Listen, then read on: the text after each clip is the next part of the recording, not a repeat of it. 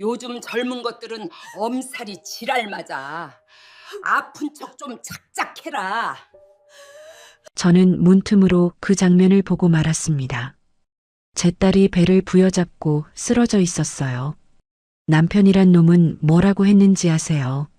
엄살 피운다며 아내를 노려보고 있었어요. 딸이 바닥에 엎드려 병원에 가야 한다고 애원하는데 그 인간들은 손님 눈에 띄면 안 된다며 창고에 가둬버렸습니다.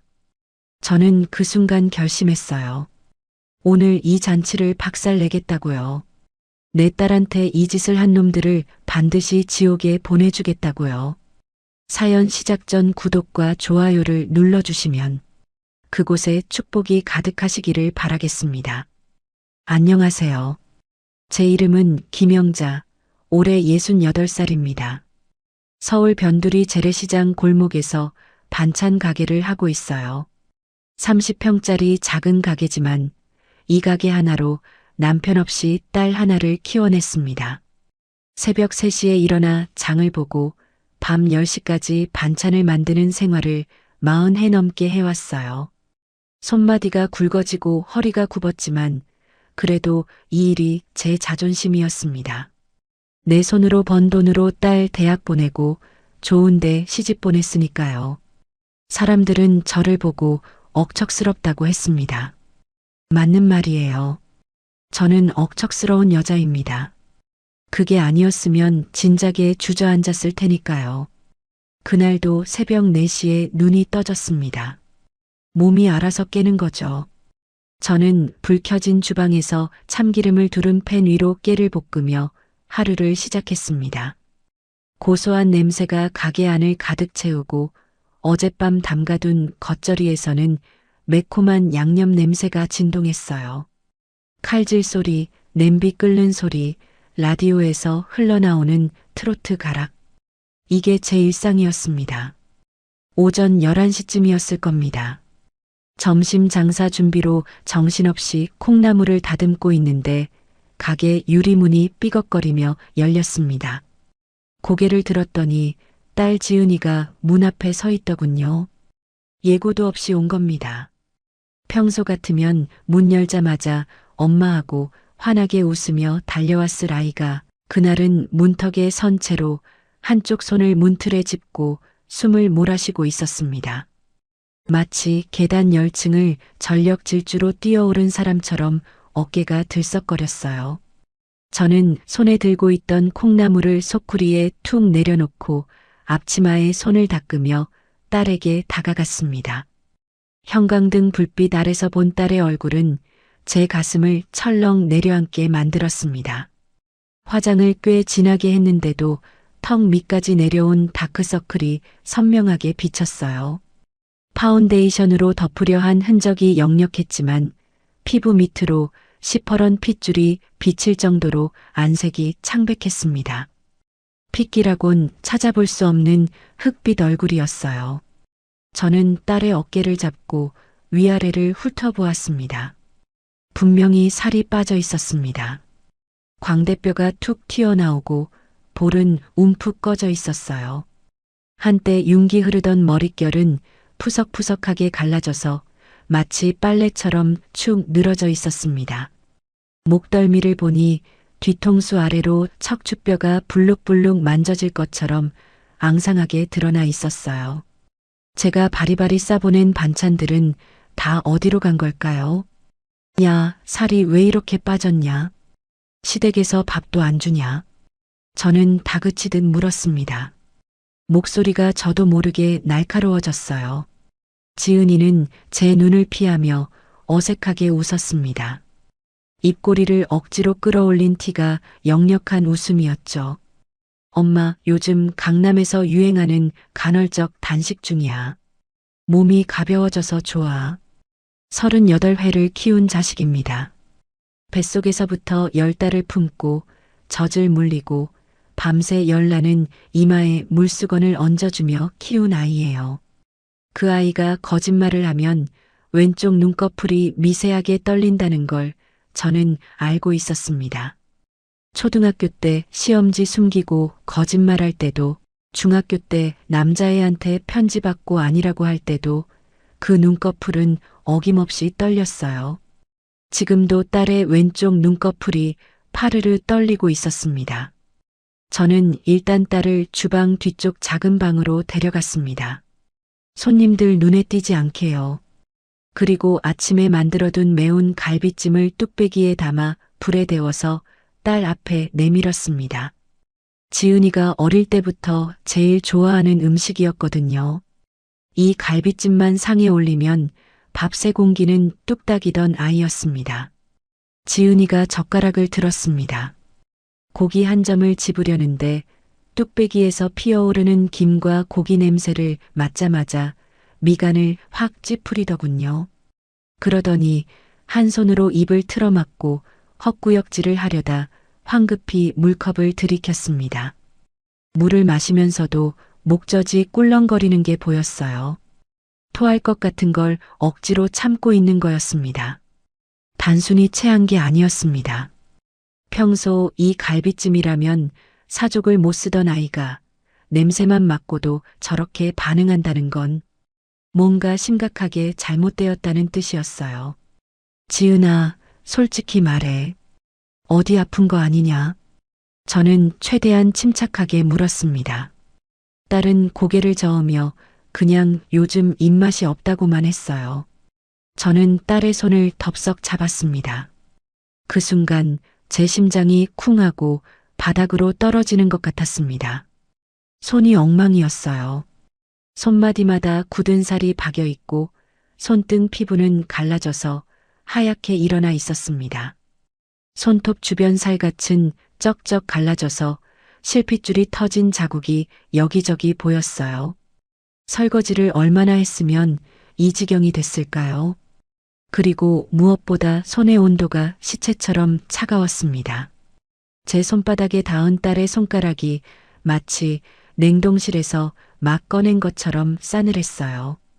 밖에서는 한여름 35도가 넘는 폭염이 기승을 부리고 있었습니다. 에어컨 바람이 조금 찬 것도 아니었어요. 이건 정상이 아니었습니다. 저녁 7시쯤 사위가 가게로 들어왔습니다. 강준혁, 저는 늘 강서방이라고 불렀어요. 그놈은 명품 옷을 뻔지르르하게 차려입고 나타났습니다.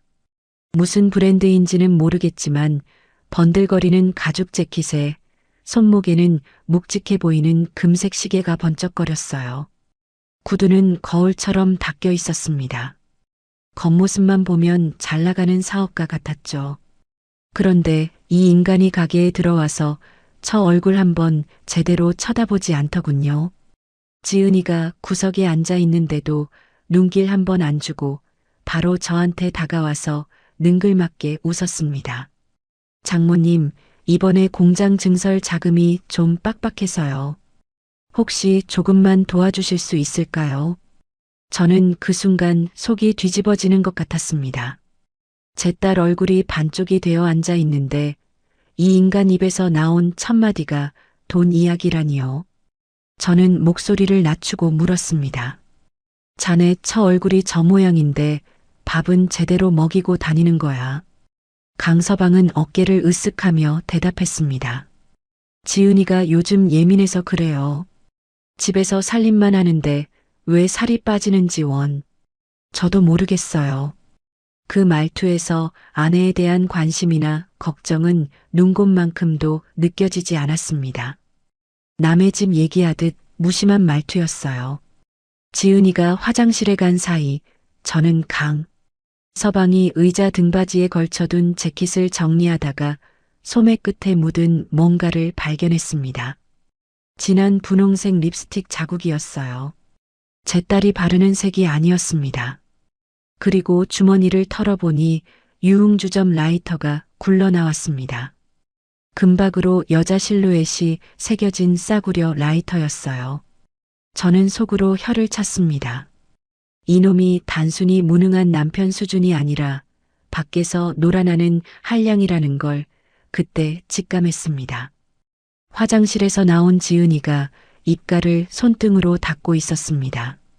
저는 무심코 휴지통 쪽을 봤는데 방금 버린 듯한 휴지에 선명한 핏자국이 묻어 있었어요.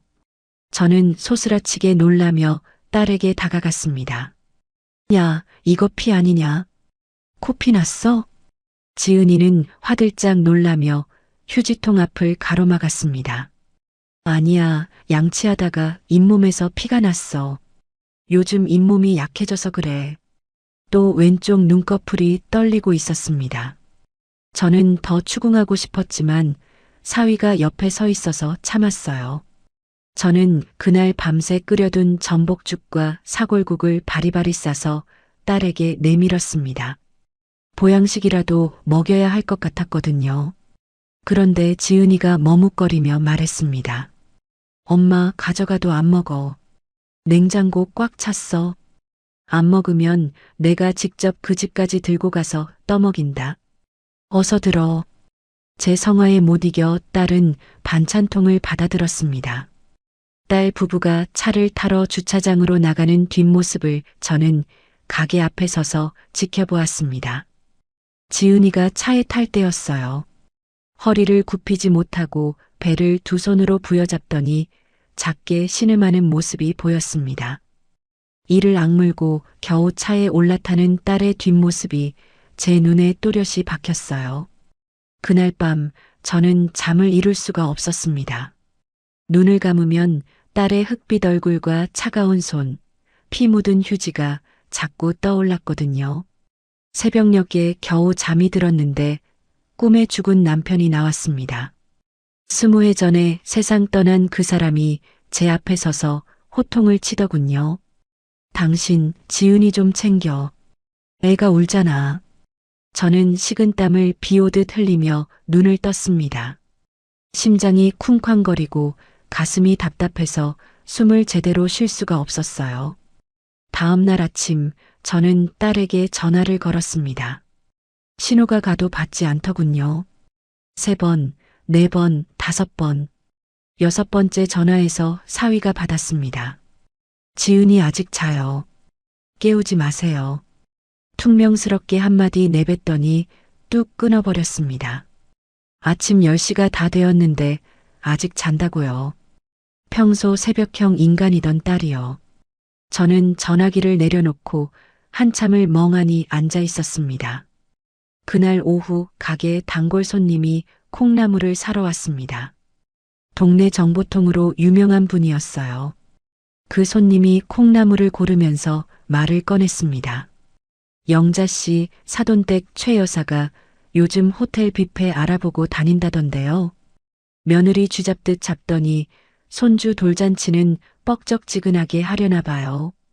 저는 그 말에 칼질을 멈추었습니다. 내 딸은 연락도 안 되고 얼굴이 반쪽이 되어 있는데 사돈은 잔치 준비나 하고 다닌다는 겁니다.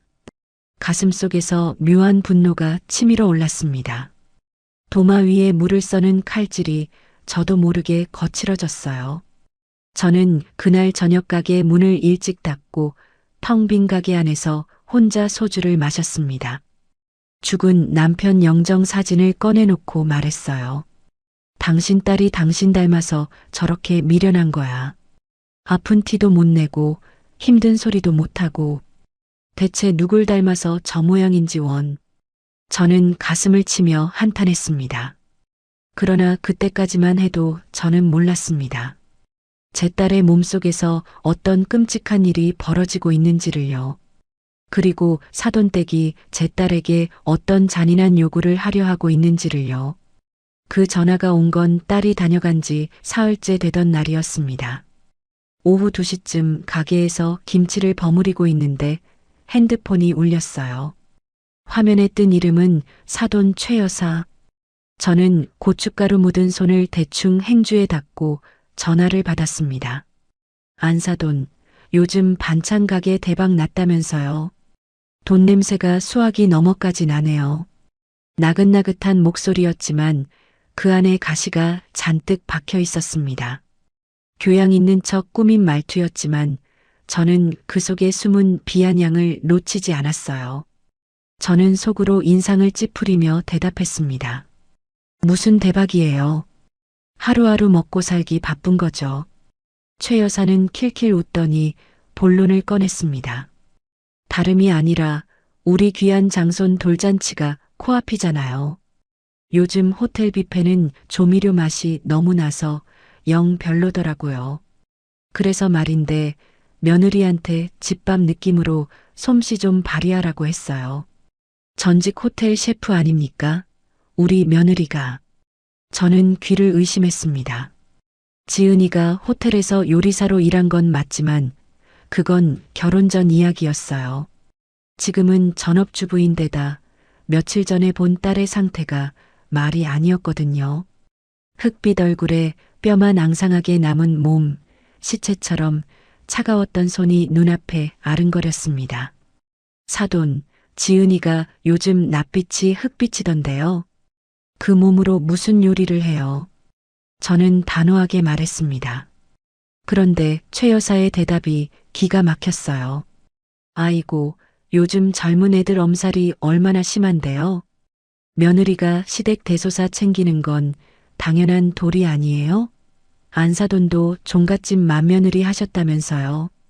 그 시절에 비하면 우리 며느리는 호강하는 거예요. 제가 종갓집 맏며느리 노릇하며 고생한 걸 어디서 들었는지 그걸 무기 삼아 저를 찌르고 있었습니다. 저는 이를 악물었어요. 참아야 했습니다. 딸 입장이 있으니까요. 그래서 뭘 얼마나 하라는 건데요? 하객이 100명쯤 될 거예요. 메뉴는 궁중 신선로, 구절판, 갈비찜, 잡채, 수제 송편까지. 출장 뷔페 부르면 정성이 없다고 욕먹잖아요. 요즘 세상에 며느리 손맛으로 차린 잔치상이 어디 있어요. 우리 집안 품격에 맞게 제대로 해야죠. 100명분이요. 궁중 요리에 수제 송편까지요. 저는 순간 할 말을 잃었습니다.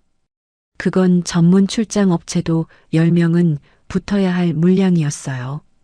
신선로 하나만 해도 재료 손질에 반나절이 걸리는데 그걸 100인분이라니요. 게다가 구절판은 9가지 재료를 일일이 채 썰어서 따로 볶아야 하고 송편은 반죽부터 빚기까지 손이 엄청나게 가는 음식이었습니다. 제가 40해 넘게 요리를 해왔지만 저 혼자서도 엄두가 안 나는 물량이었어요. 저는 전화를 끊자마자 딸에게 전화를 걸었습니다. 신호가 4번 가고 나서야 지은이가 받았어요. 목소리가 쉬어 있었습니다. 감기에 걸린 것처럼 갈라진 목소리였어요. 엄마 왜? 야, 너 미쳤냐? 그 몸으로 100인분을 어떻게 해? 시어머니가 정신이 있는 거야 없는 거야? 저는 버럭 소리를 질렀습니다. 수화기 너머로 딸이 한숨을 쉬는 소리가 들렸어요. 깊고 긴 한숨이었습니다. 그 한숨 속에 얼마나 많은 서름이 담겨 있을지 저는 가슴이 미어졌습니다. 엄마, 제발 목소리 낮춰. 그이가 옆방에 있어. 그이는 뭘 해? 자기 처가 죽어나가는데 가만히 앉아 있냐? 엄마, 들어봐. 이번에 시아버지가 준혁이 사업 자금 대주기로 했어. 3억이야. 이번 한 번만 잘 넘기면 우리 자리 잡을 수 있어. 나 이혼하기 싫어, 엄마. 딸의 목소리가 떨리고 있었습니다. 저는 가슴이 답답해서 숨을 제대로 쉴 수가 없었어요. 이혼하기 싫다는 말에 할 말을 잃었습니다. 3억이라는 돈에 제 딸이 목숨을 담보로 잡힌 거였어요. 저는 수화기를 쥔 손에 힘이 풀리는 것 같았습니다. 내가 사람 사서 보내줄게. 출장 도움이라도 부르자. 돈은 내가 댈 테니까. 안 돼, 엄마. 시어머니가 내 손맛 아니면 안 된다고 못 박았어. 다른 사람 손 탄 거 들키면 나 진짜 쫓겨나. 시어머니가 눈이 얼마나 높은데. 저는 전화기를 쥔 손에 힘이 들어갔습니다. 딸을 설득하고 싶었지만 지은이의 목소리에서 간절함이 느껴졌어요. 저 애가 얼마나 막다른 골목에 몰려 있으면 저런 소리를 할까요? 통화 도중에 딸이 갑자기 말을 멈추더니 억눌린 신음소리를 냈습니다. 숨을 들이마시며 참는 것 같은 소리였어요. 지은아, 왜 그래? 어디 아프냐? 아니야, 그냥 식탁에 발을 찧었어. 또 거짓말이었습니다. 왼쪽 눈꺼풀이 떨릴 목소리였어요. 저는 그게 위경련인 줄도 모르고 넘어갔습니다. 지금 생각하면 그때 당장 달려갔어야 했어요. 그래, 알았어. 근데 재료비는 어떻게 할 거냐? 100인분이면 몇백은 들 텐데. 시어머니가 재료비 주셨어. 얼마? 50만 원. 저는 기가 막혀서 웃음이 나왔습니다. 100인분 궁중 요리에 50만 원이라니요. 한우 갈비만 사도 그 돈은 훌쩍 넘을 겁니다. 신선로에 들어갈 해물값만 해도 20만 원은 좋게 들 테고요. 최 여사가 얼마나 인색하고 계산적인 인간인지 그 순간 확실히 알았어요. 생색은 죄다 내면서 돈은 한 푼도 안 쓰겠다는 속셈이었죠. 전화를 끊고 저는 바로 딸 계좌로 200만 원을 보냈습니다. 재료비에 보태 쓰라고요. 비상금으로 모아둔 돈이었지만 딸이 쓰러지는 것보다는 나았으니까요. 송금하고 나서 딸한테 문자를 보냈습니다. 좋은 재료 사서 몸 축내지 말고 해라. 답장은 고마워 엄마 딱 4글자였어요. 그 짧은 답장이 오히려 제 마음을 더 아프게 했습니다. 평소 같으면 이모티콘의 긴 문장으로 고마움을 표현하던 아이였거든요. 그런데 이틀 뒤 이상한 일이 생겼습니다. 지은이한테 전화했더니 사위가 대신 받았어요. 아, 장모님. 지은이 지금 장 보러 나갔어요.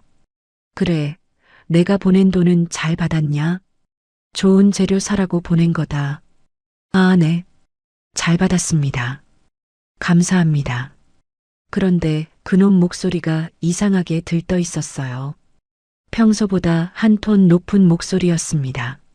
뭔가 찜찜해서 저는 그날 밤 11시에 딸에게 다시 전화를 걸었습니다. 지은아, 내가 보낸 돈으로 뭐 샀냐?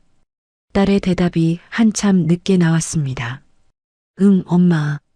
근데 그게 준혁이가 급한데 쓴다고 좀 가져갔어. 뭐라고? 사업 자금 급전이 필요하대. 며칠 안에 갚는다고 했어. 저는 눈앞이 캄캄해지는 것 같았습니다. 딸 재료비로 보낸 돈을 그놈이 빼갔다는 겁니다. 급전이요. 무슨 급전이요? 유흥주점 외상값 아니면 도박 빚이겠죠. 그 라이터가 떠올랐습니다. 재킷 주머니에서 나온 유흥주점 라이터요. 저는 전화기를 쥔 손이 부들부들 떨렸습니다. 그놈 받고 당장 엄마 제발. 준혁이 지금 예민해. 싸우면 나만 힘들어져. 딸의 애원에 저는 또 참았습니다. 참고 또 참았어요. 전화를 끊고 나서 저는 빈 소주병을 벽에 집어 던졌습니다. 병이 박살나는 소리가 텅 빈 가게 안에 울려 퍼졌어요. 유리 파편이 바닥에 흩어졌지만 치울 힘도 없었습니다. 그날부터 저는 밤잠을 설쳤습니다. 딸이 좁은 신혼집 주방에서 홀로 100인분 재료를 손질하고 있을 생각을 하면 가슴이 찢어지는 것 같았거든요. 저는 새벽마다 일어나 최고급 반찬들을 만들었습니다. 전, 잡채, 나물, 갈비찜. 딸이 조금이라도 덜 힘들게 해주고 싶었어요. 돌잔치 닷새 전 저는 만들어둔 음식들을 아이스박스에 담아 퀵서비스로 딸 집에 보냈습니다. 1시간 뒤에 지은이한테 전화가 왔어요. 엄마 고마워. 진짜 고마워. 딸의 목소리가 울먹거렸습니다. 저는 가슴이 뭉클했어요. 그런데 저녁 때 다시 전화가 왔습니다. 엄마, 그게 형님이 와서 다 가져갔어. 형님이 누구야? 신우이. 자기 집 냉장고가 크니까 거기 넣어두겠대. 저는 불길한 예감이 들었습니다. 그리고 그날 밤 9시쯤 지은이한테서 울먹이는 전화가 왔어요. 엄마가 보낸 음식 다 버렸대. 뭐라고? 형님이 시장 바닥 냄새 난다고, 색깔이 촌스럽다고 쓰레기통에 버렸어. 강아지 밥그릇에 고기를 쏟아붓더래. 엄마 정성이 쓰레기통에 들어가는 거 못 보겠어. 딸의 목소리가 흐느끼며 끊어졌습니다. 저는 수화기를 쥔 채로 한참을 말을 잇지 못했어요. 제가 새벽 3시부터 일어나서 정성껏 만든 음식들이 개밥 그릇에 쏟아지고 쓰레기통에 버려졌다는 겁니다. 모멸감이 온몸을 휘감았습니다. 눈물이 핑 돌았지만 꾹 참았어요. 그날 밤 새벽 3시쯤 핸드폰에 문자가 왔어요. 최 여사였습니다. 안사돈, 당일날 와서 설거지나 좀 거들지. 일손이 부족할 것 같아서 점심은 안 줘도 되겠지. 저는 그 문자를 읽고 또 읽었습니다. 설거지나 좀 거들라고요. 점심은 안 줘도 되겠냐고요. 이건 사람 취급이 아니었습니다. 저는 핸드폰을 침대 위에 내던지고 천장을 노려보았습니다. 분노가 끓어올랐지만 꾹 참았어요. 하지만 그때 저는 몰랐습니다. 제 딸이 그 시각 좁은 주방 바닥에 쓰러져 코피를 쏟으며 울고 있었다는 거요. 멈추지 않는 코피를 휴지로 틀어막고 떨리는 손으로 물을 썰고 있었다는 거요. 새벽녘 차가운 부엌 바닥에 웅크려 앉아 엄마 나 너무 아파 하고 혼자서 흐느끼고 있었다는 거요. 딸은 저한테 전화 한 통 하지 않았습니다. 엄마 걱정시킬까 봐요. 그 미련한 것이 죽어가면서도 엄마 걱정을 하고 있었던 겁니다. 나중에 그 사실을 알았을 때 저는 가슴을 치며 통곡했습니다. 그때 내가 달려갔어야 했는데, 그때 억지로라도 병원에 끌고 갔어야 했는데, 후회가 뼛속까지 사무쳤지만 이미 지나간 일이었어요. 돌이킬 수 없는 시간이었습니다. 돌잔치가 일주일 앞으로 다가왔습니다. 저는 도저히 가만히 있을 수가 없었어요. 새벽 2시에 일어나 가게로 나갔습니다. 냉장고에서 최고급 한우갈비를 꺼내 양념에 재우고 모둠전을 부치기 시작했어요. 기름이 튀어서 팔뚝에 화상 자국이 생겼지만 아프지 않았습니다. 딸 생각에 아무것도 느껴지지 않았거든요. 이거라도 보내면 내 새끼가 조금이라도 덜 힘들겠지. 그 생각뿐이었습니다. 갈비찜 양념은 제가 40년 넘게 다듬어온 비법이었어요. 배즙과 양파즙을 넉넉히 넣고 간장은 3년 묵은 조선 간장을 썼습니다. 고기가 양념에 푹 절여지도록 손으로 하나하나 주물렀어요. 손가락 마디가 아팠지만 멈출 수가 없었습니다. 동이틀 무렵 아이스박스 3개에 음식을 가득 담았습니다. 갈비찜, 동그랑땡, 호박전, 김치전, 잡채까지 하나하나 정성 들여 포장하고 아이스팩을 넣어 온도가 유지되도록 했어요. 퀵서비스 기사에게 10,000원을 더 쥐어주며 조심해서 배달해달라고 신신당부했습니다. 기사가 고개를 끄덕이며 떠나는 뒷모습을 지켜보면서 저는 마음 한구석이 놓이는 것 같았어요. 1시간쯤 지나서 딸한테 전화가 왔습니다. 엄마 받았어. 고마워. 지은이 목소리가 울먹거렸습니다. 저는 그 목소리를 듣고 가슴이 뭉클했어요. 내 정성이 딸에게 닿았구나 싶었습니다. 맛있게 먹고 힘내라. 엄마가 더 만들어 보낼게. 응, 엄마. 사랑해. 그 사랑해라는 말이 유난히 처량하게 들렸습니다. 평소에는 잘 안 하던 말이었거든요. 결혼하고 나서는 더더욱 그랬어요. 저는 전화를 끊고 나서도 한참을 멍하니 서 있었어요. 뭔가 불안했습니다. 설명할 수 없는 불안감이 가슴을 짓눌렀어요. 딸의 목소리에서 뭔가 숨기는 게 느껴졌거든요. 그날 오후 3시쯤이었습니다. 가게에서 콩나물을 다듬고 있는데 전화가 왔어요. 지은이었습니다. 그런데 목소리가 이상했어요. 숨을 헐떡거리면서 말했습니다. 마치 뛰어온 사람처럼 거친 숨소리였어요. 엄마, 나 좀 도와줘. 왜, 무슨 일이야? 형님이 왔어. 엄마가 보낸 음식 들고 가겠대. 저는 순간 귀를 의심했습니다. 신우이가 왜요? 그 음식은 지은이한테 보낸 거였어요. 지은이가 먹으라고 보낸 거였습니다. 왜 가져가는데? 자기 집 냉장고가 크니까 보관해 주겠대.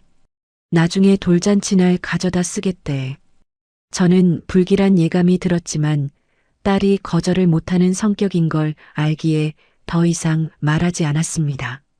전화를 끊고 나서 저는 앞치마를 벗어 던지고 가게 문을 닫았어요. 직접 가서 확인해야겠다는 생각이 들었거든요.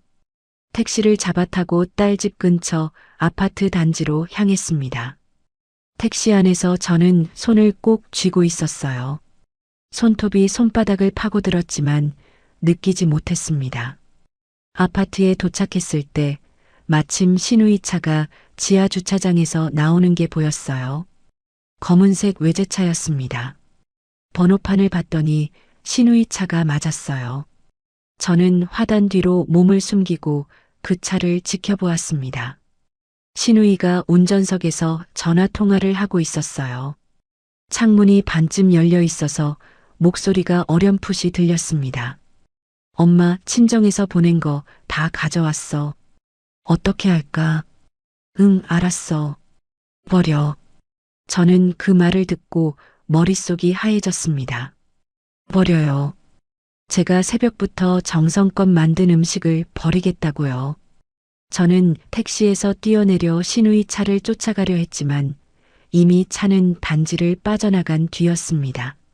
저는 그 자리에 주저앉아 한참을 멍하니 있었어요. 지나가던 사람들이 이상하게 쳐다봤지만 신경 쓸 여유가 없었습니다. 그날 저녁 딸한테 전화를 걸었습니다. 손이 떨려서 버튼을 제대로 누르기가 힘들었어요. 지은아, 엄마가 보낸 음식 어떻게 됐냐? 딸의 대답이 한참 늦게 나왔습니다. 목소리가 떨리고 있었어요. 울음을 참는 것 같은 목소리였습니다. 엄마, 미안해. 형님이 다 버렸대. 뭐라고?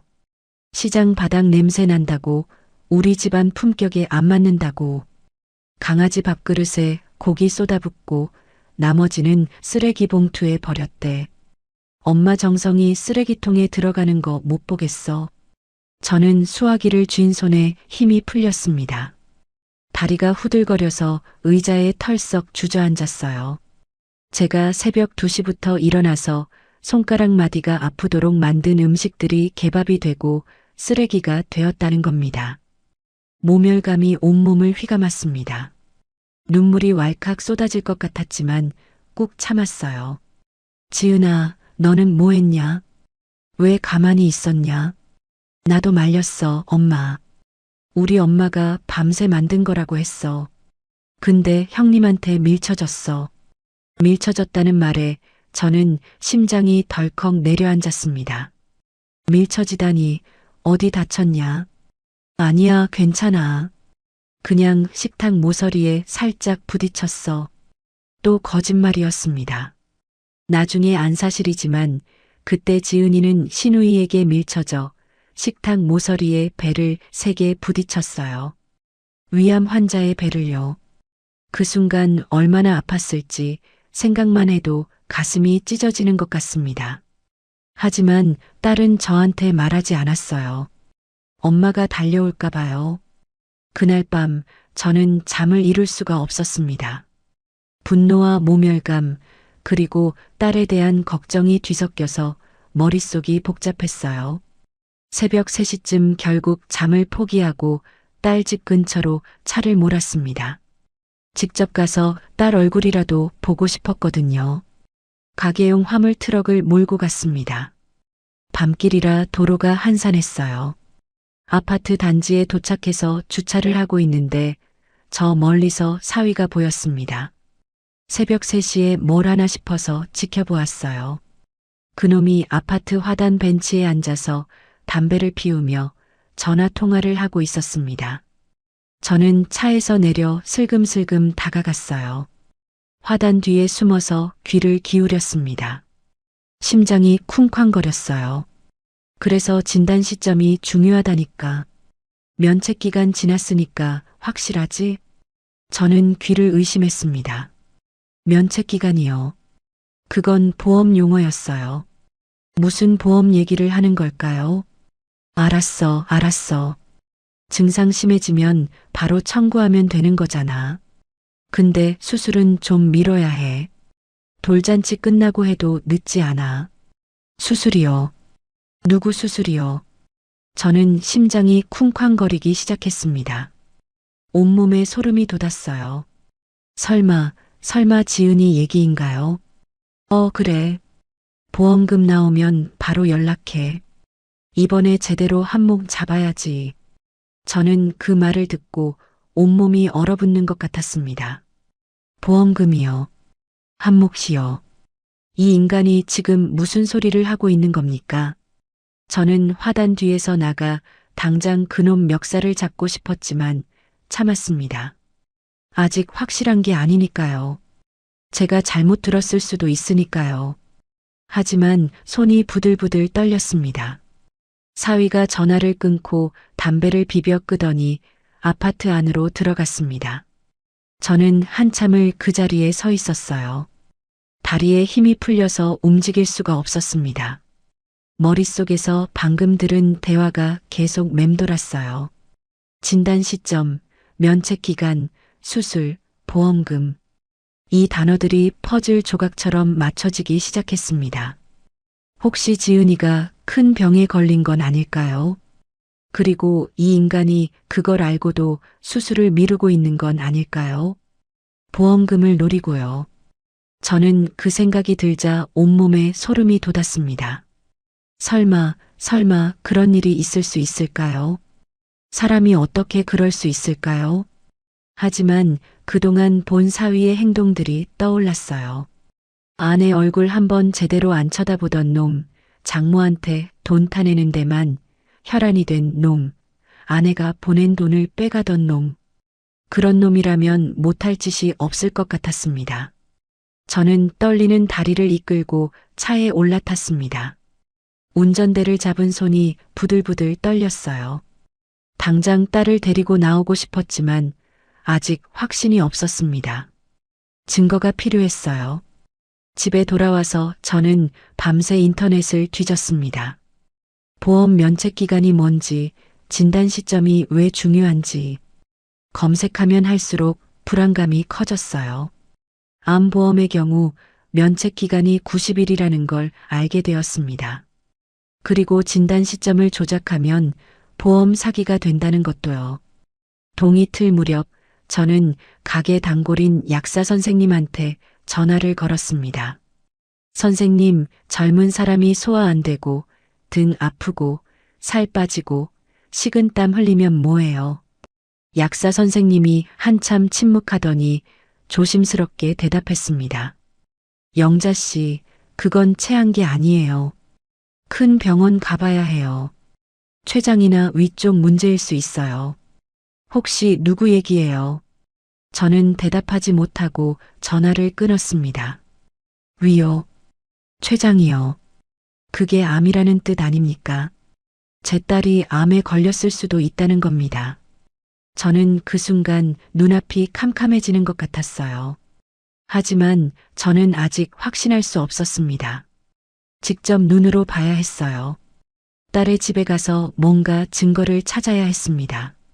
저는 그날 가게 문을 열지 않았어요.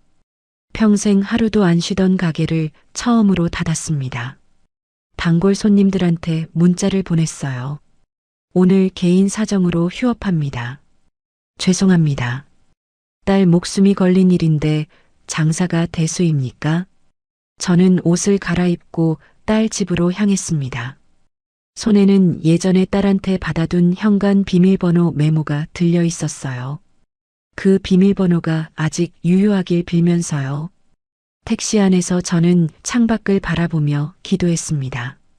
제발 내 예감이 틀리길. 제발 지은이가 큰 병이 아니길. 하지만 가슴 한구석에서는 이미 알고 있었어요. 뭔가 끔찍한 일이 벌어지고 있다는 걸요. 엄마의 직감이라는 게 있거든요. 그 직감이 저를 미치게 만들고 있었습니다. 택시가 딸 집 아파트 앞에 멈춰 섰습니다. 저는 떨리는 다리로 차에서 내렸어요. 돌잔치 사흘 전이었습니다. 저는 아침 8시부터 딸한테 전화를 걸었어요. 한 번, 두 번, 세 번. 받지 않았습니다. 카카오톡 메시지를 보내도 읽지 않았어요. 숫자 1이 사라지지 않고 그대로였습니다. 10번째 전화에서도 신호만 가다가 끊어졌어요. 저는 불안감에 휩싸여 가게 문을 닫고 딸의 신혼집으로 향했습니다. 택시 안에서도 계속 전화를 걸었지만 받지 않았어요. 가슴이 점점 조여왔습니다. 평소에 지은이는 전화를 잘 받는 아이였거든요. 아무리 바빠도 엄마 전화는 꼭 받았어요. 그런 아이가 연락이 두절되다니 뭔가 심상치 않았습니다. 아파트 현관에 도착해서 비밀번호를 눌렀습니다. 예전에 딸한테 받아둔 번호였어요. 1082. 우리 집 전화번호 뒷자리였습니다. 그런데 삐소리가 나면서 문이 열리지 않았어요. 비밀번호가 바뀌어 있었습니다. 저는 가슴이 철렁 내려앉았어요. 왜 비밀번호를 바꾼 걸까요? 저한테 알리지도 않고요. 시댁 식구들이 맘대로 드나들게 하려고 바꾼 건가 싶었습니다. 저는 경비실로 내려가 사정을 설명했습니다. 딸이 연락이 안 되는데 걱정이 된다고요. 경비원 아저씨가 난감한 표정을 짓더니 사위한테 전화를 걸어 주었어요. 한참 뒤에 사위한테서 연락이 왔습니다. 장모님, 왜 오셨어요? 지은이 지금 가락시장 갔어요. 목소리가 짜증스러웠습니다. 귀찮다는 게 목소리에서 느껴졌어요. 저는 참고 말했습니다. 문 좀 열어줘. 기다릴게. 아, 네. 알겠습니다. 5분쯤 지나서 사위가 내려왔습니다. 잠옷 차림이었어요. 머리는 부스스하고 눈은 충혈되어 있었습니다. 코끝에서 술 냄새가 풍겼어요. 낮 12시가 넘었는데 이제 일어난 모양이었습니다. 아내가 새벽부터 재료 사러 나갔다면서 본인은 술 마시고 늦잠이나 자고 있었던 거죠. 저는 속으로 혀를 찼어요. 지은이 언제 나갔냐? 아침 일찍이요. 재료 더 사러 간다고. 저는 고개를 끄덕이고 엘리베이터를 탔습니다. 그런데 현관 신발장이 눈에 들어왔어요. 지은이가 외출할 때 신는 운동화가 그대로 있었습니다. 가락시장 갔다면서 맨발로 갔나요? 저는 그 순간 뭔가 이상하다는 걸 느꼈지만 일단 집 안으로 들어갔습니다. 사위가 현관문을 열어주었어요. 집 안에 들어서는 순간 저는 숨이 멎는 것 같았습니다. 집이 난장판이었어요. 거실 바닥에는 옷가지와 짐들이 널브러져 있었고 식탁 위에는 먹다 망 컵라면이 굳어 있었습니다. 국물이 말라붙어서 면발이 식탁에 들러붙어 있었어요. 소파에는 담요가 뭉텅이로 던져져 있었고 텔레비전 앞에는 빈 맥주캔이 대여섯 개 굴러다녔습니다. 이게 신혼집 맞나 싶었어요. 마치 쓰레기장 같았습니다. 깔끔하던 지은이가 이런 데서 살고 있었다니 가슴이 아팠어요. 부엌으로 들어갔습니다. 더 심했어요. 100인분 음식 재료가 산더미처럼 쌓여 있었는데 정리가 하나도 안 되어 있었습니다. 양파 껍질이 바닥에 굴러다니고 팥뿌리가 싱크대에 널려 있었어요. 마늘은 까다 만 채로 도마 위에 방치되어 있었고 고기는 핏물이 흘러내린 채 비닐봉지에 담겨 있었습니다. 냉장고 문은 반쯤 열려 있었고 안에서 쉰내가 진동했어요. 재료들이 제대로 보관되지 않아 상하고 있었습니다. 저는 코를 막으며 부엌을 둘러보았습니다. 그때 구석에 놓인 쓰레기통에서 이상한 냄새가 났어요. 음식물 썩는 냄새와는 다른 냄새였습니다. 비릿한 냄새, 피 냄새였어요. 저는 쓰레기통 쪽으로 다가갔습니다. 뚜껑을 열어보았어요. 그 순간 저는 비명을 지를 뻔했습니다. 쓰레기통 안에 피 묻은 휴지 뭉치들이 가득했어요. 선홍색 피가 흥건하게 묻은 휴지들이었습니다. 한두 장이 아니었어요. 수십 장은 되어 보였습니다. 저는 떨리는 손으로 쓰레기통을 거실 바닥에 뒤엎었어요. 음식물 쓰레기 사이에서 빈 약통들이 우르르 쏟아져 나왔습니다. 약국에서 파는 진통제 껍질도 있었고 병원 처방 약봉지도 섞여 있었어요. 저는 약봉지를 집어들었습니다. 이름 부분은 찢겨 있었지만 약 이름 옆에 적힌 글자가 보였어요. 항암제, 마약성 진통제. 저는 손이 덜덜 떨렸습니다. 항암제요. 이게 무슨 소리입니까? 저는 쓰레기 더미를 미친 듯이 뒤지기 시작했어요. 손에 음식물 찌꺼기가 묻었지만 신경 쓸 겨를이 없었습니다. 그러다가 구겨진 종이 한 장을 발견했어요. 꼬깃꼬깃 접혀서 거의 찢어질 것 같은 종이였습니다. 저는 떨리는 손으로 그 종이를 펼쳤습니다. 순간 세상이 무너지는 것 같았어요. 종이 맨 위에 이렇게 적혀 있었습니다. 상급 종합병원 진단서. 그리고 그 아래에 병명이 적혀 있었어요. 위암 3기. 저는 그 글자를 보고 또 보았습니다. 위암 3기. 제 딸이 위암 3기라는 겁니다. 저는 입을 틀어막고 비명을 삼켰어요. 다리에 힘이 풀려서 그 자리에 주저앉았습니다. 온몸이 얼어붙는 것 같았어요. 사위가 거실로 들어왔어요.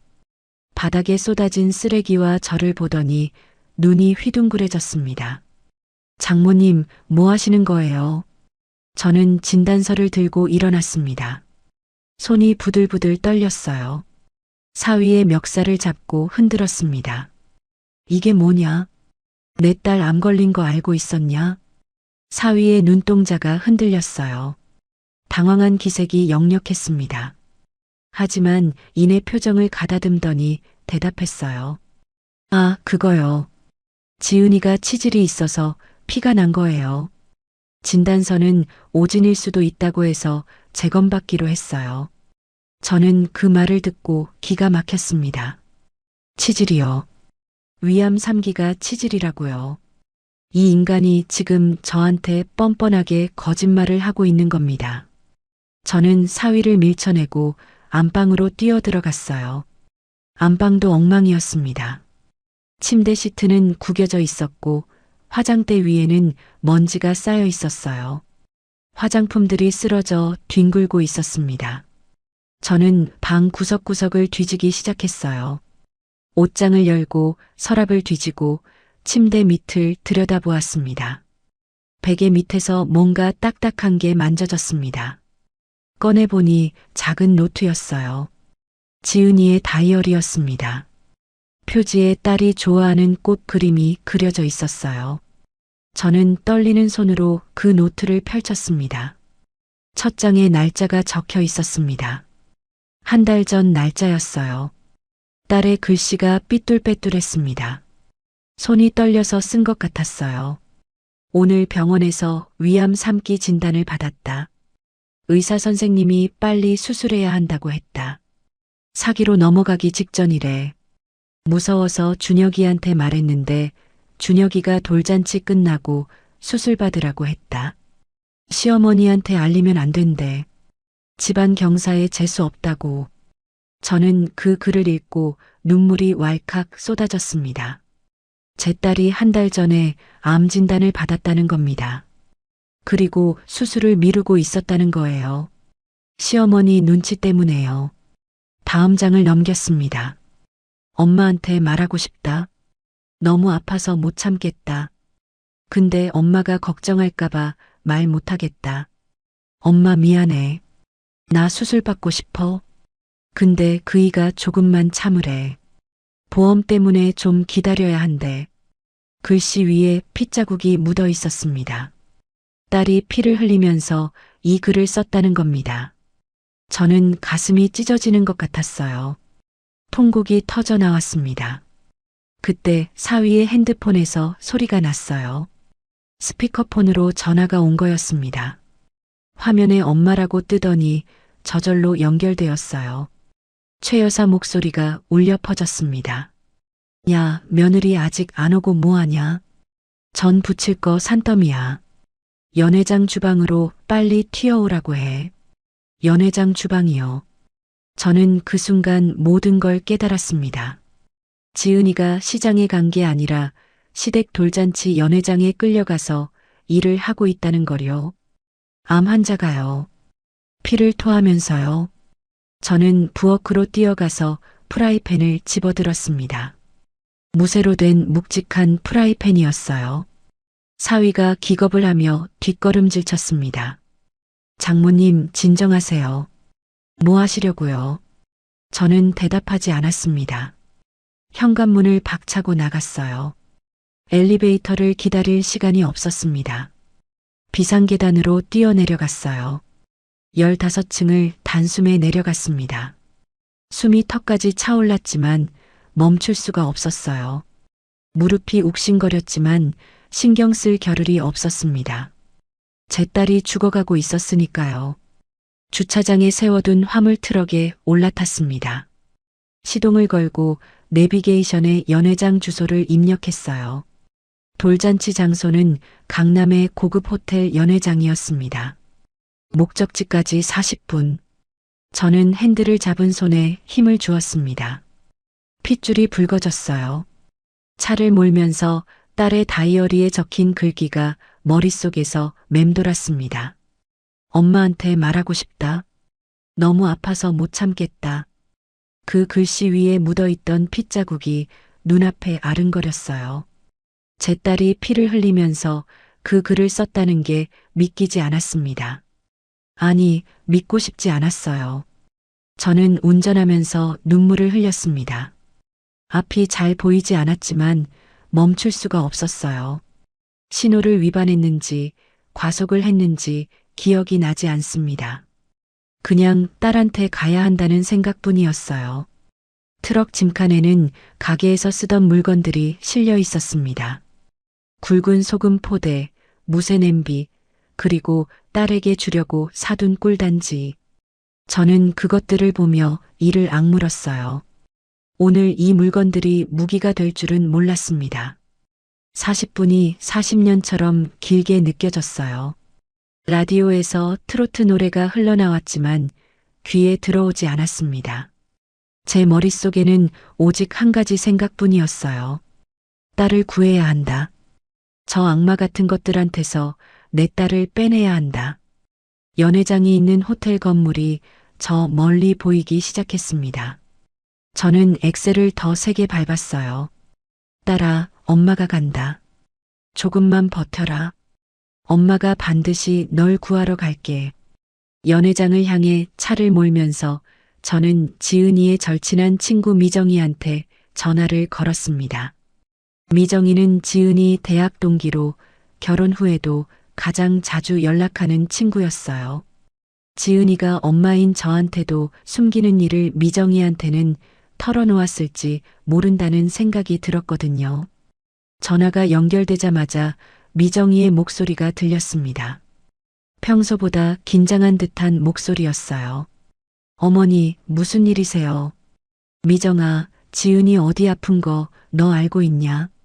수화기 너머로 미정이가 숨을 들이마시는 소리가 들렸어요. 잠시 침묵이 흘렀습니다. 3초, 5초, 10초. 그 침묵이 모든 걸 말해주고 있었어요. 알고 있구나. 이해도 알고 있었구나. 어머니, 어디까지 아세요? 위암 3기라는 거 알아. 진단서 봤어. 그 순간 미정이가 울음을 터뜨렸습니다. 전화기 너머로 흐느끼는 소리가 들렸어요. 코를 훌쩍거리고 숨을 헐떡이는 소리가요. 어머니, 지은이 못 말리겠어요. 저한테 절대 말하지 말랬는데 어머니한테 걱정 끼치기 싫다고 입이 닳도록 말했는데 저도 너무 답답해서 미치겠어요. 병원 가자고 매일 전화했는데 지은이가 안 된다고 조금만 참으면 된다고 그러는데요. 저는 핸들을 잡은 손에 힘을 주며 물었습니다. 목소리가 떨렸어요. 미정아, 제발 다 말해줘. 내 딸한테 무슨 일이 있는 거냐? 미정이가 코를 훌쩍거리며 말하기 시작했습니다. 그 내용은 제가 상상했던 것보다 훨씬 더 끔찍했어요. 지은이가 위암 3기 진단을 받은 건 2달 전이었습니다. 처음에는 속이 더부룩하고 소화가 안 돼서 동네 병원에 갔대요. 거기서 위내시경을 받았는데 의사 선생님 얼굴이 굳어지더래요. 바로 큰 병원으로 가보라고 했대요. 대학병원에서 정밀 검사를 받았는데 결과가 위암 3기였어요. 암세포가 위벽을 뚫고 주변 림프절까지 퍼져 있었대요.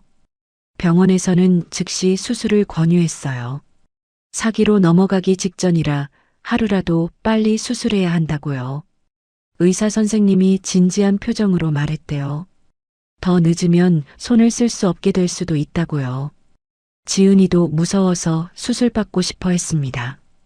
그래서 수술 날짜까지 잡았어요. 1달 전 날짜로요. 그런데 수술 이틀 전에 사위와 최 여사가 병원에 찾아왔다고 합니다. 병실이 아니라 담당 의사 면담실로요. 그리고 의사 선생님 앞에서 수술 연기를 요청했어요. 이유가 기가 막혔습니다. 손주 돌잔치 날짜와 겹친다는 거였어요. 집안 경사에 수술이 웬 말이냐고요. 의사 선생님이 뭐라고 하셨대. 암세포가 언제 퍼질지 모른다고, 수술을 미루면 위험하다고 강력하게 말씀하셨대요. 지금 당장 수술해야 한다고요. 근데 시어머니가 뭐라고 했는지 아세요? 미정이의 목소리가 분노로 떨렸습니다. 암세포가 며칠 사이에 퍼지겠냐. 돌잔치 끝나고 수술해라. 요즘 의술이 얼마나 좋은데 그 정도 기다린다고 죽겠냐. 이렇게 말했대요. 그리고 사위란 놈이 옆에서 뭐라고 했는지 아세요? 저는 숨을 죽이고 들었습니다. 손이 떨려서 핸들을 놓칠 것 같았어요. 보험금 나오려면 면책 기간 지나야 하니까 좀만 버텨. 돈 문제는 내가 알아서 할 테니까 수술 일정 미뤄. 이렇게 말했대요. 저는 그 말을 듣고 운전대를 놓칠 뻔했습니다. 차가 옆 차선으로 삐끗했어요. 경적 소리가 울렸지만 귀에 들어오지 않았습니다. 보험금이요. 면책 기간이요. 새벽에 엿들은 사위의 전화 통화가 떠올랐어요. 진단 시점이 중요하다던 말, 수술을 미뤄야 한다던 말, 한몫 잡아야 한다던 말. 이 모든 게 연결되었습니다. 퍼즐 조각이 맞춰지듯이요. 미정아, 그게 무슨 소리냐? 보험이 뭔 상관이냐? 미정이가 한숨을 쉬며 설명했습니다. 목소리에 분노가 가득했어요. 사위가 지은이 몰래 암보험을 여러 개 들어놨다고 합니다. 지은이가 처음 속이 안 좋다고 했을 때 병원 가기 전에 보험부터 들었대요. 보험 설계사한테 연락해서 급하게 계약했다고요.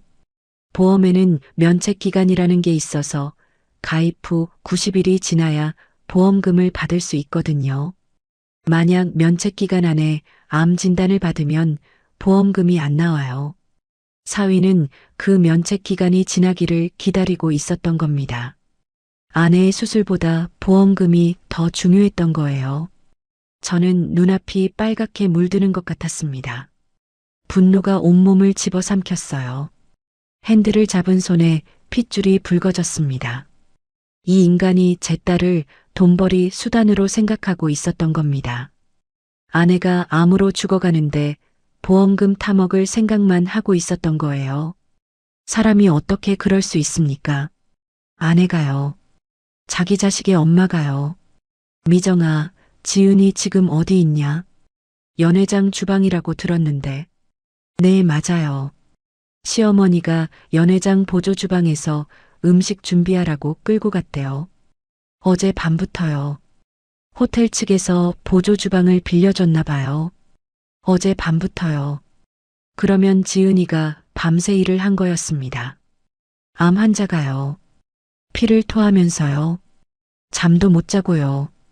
지은이 핸드폰은 왜 안 받는 거냐? 시어머니가 뺏었대요. 친정이랑 연락하면 일에 집중 못 한다고요. 지은이가 저한테 마지막으로 연락한 게 어젯밤 11시였어요. 주방에서 몰래 전화했는데 목소리가 너무 힘들어 보였어요. 숨을 제대로 못 쉬겠다고 하더라고요. 저는 이를 악물었습니다. 핸드폰까지 빼앗았다고요. 이건 감금이나 다름없었어요. 제 딸을 가둬놓고 강제 노동을 시키고 있는 거였습니다. 미정아, 연회장 주소 다시 한번 확인해줘. 미정이가 주소를 불러주었습니다. 강남에 있는 고급 호텔이었어요. 저는 내비게이션 주소가 맞는지 확인하고 속도를 높였습니다. 그때 라디오에서 익숙한 목소리가 들려왔어요. 선거 유세 방송이었습니다. 가족의 가치를 지키는 후보, 서민의 아픔을 어루만지는 후보, 기호 2번 박정태입니다. 사랑합니다. 주민 여러분. 박정태, 사돈어른 이름이었습니다. 최 여사의 남편이요. 구의원 선거에 출마했다는 얘기는 들었어요. 가족의 가치를 지킨다고요. 서민의 아픔을 어루만진다고요. 저는 분노로 온몸이 부들부들 떨렸습니다. 며느리를 암으로 죽게 내버려 두면서 가족의 가치를 말하는 자가 정치를 한다고요. 저는 라디오를 껐습니다. 그 목소리를 더 이상 듣고 싶지 않았어요. 미정이가 전화를 끊기 전에 마지막으로 말했습니다. 목소리가 떨리고 있었어요. 어머니, 저도 몇 번이나 지은이 설득했어요. 친정 엄마한테 말하라고, 병원 가라고. 근데 지은이가 뭐라고 했는지 아세요?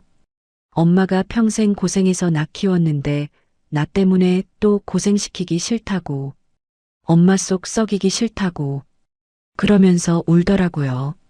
저는 그 말을 듣고 눈물이 왈칵 쏟아졌습니다. 제 딸이 암으로 죽어가면서도 엄마 걱정을 하고 있었다는 겁니다. 그 미련한 것이요. 저는 핸들을 잡은 채로 통곡했어요. 앞이 흐려져서 차를 갓길에 잠시 세웠습니다. 지은아, 이 바보야. 엄마가 평생 고생한 게 다 너 때문이잖아. 너 잘 되라고 고생한 건데 내가 아프면 그게 다 무슨 소용이냐? 저는 한참을 울었습니다. 그리고 눈물을 닦고 다시 차를 출발시켰어요. 울 시간이 없었습니다. 지금 당장 딸을 구해야 했으니까요. 연회장 근처에 도착했을 때 시간은 오후 3시가 넘어 있었습니다. 호텔 정문에는 화려한 현수막이 걸려 있었어요. 그 옆에는 사돈어른의 선거 화환들이 줄지어 서 있었습니다. 저는 그 광경을 보고 이가 갈렸습니다. 주차장 요원이 저를 막아섰어요. 화물차는 여기 못 댑니다. 하객 주차장이에요. 저는 그 말을 무시하고 차단기를 밀고 들어갔습니다. 요원이 뒤에서 소리를 질렀지만 신경 쓰지 않았어요. 저는 호텔 입구 바로 앞에 트럭을 세웠습니다. 주차 위반이고 뭐고 상관없었어요. 벌금이 나오면 내면 되는 거였습니다. 지금 제 딸 목숨이 걸린 일인데 주차 따위가 대수입니까? 트럭에서 내려 짐칸을 열었어요. 굵은 소금 포대와 무쇠 프라이팬을 꺼냈습니다. 소금 포대를 어깨에 메고 프라이팬을 손에 쥐었어요.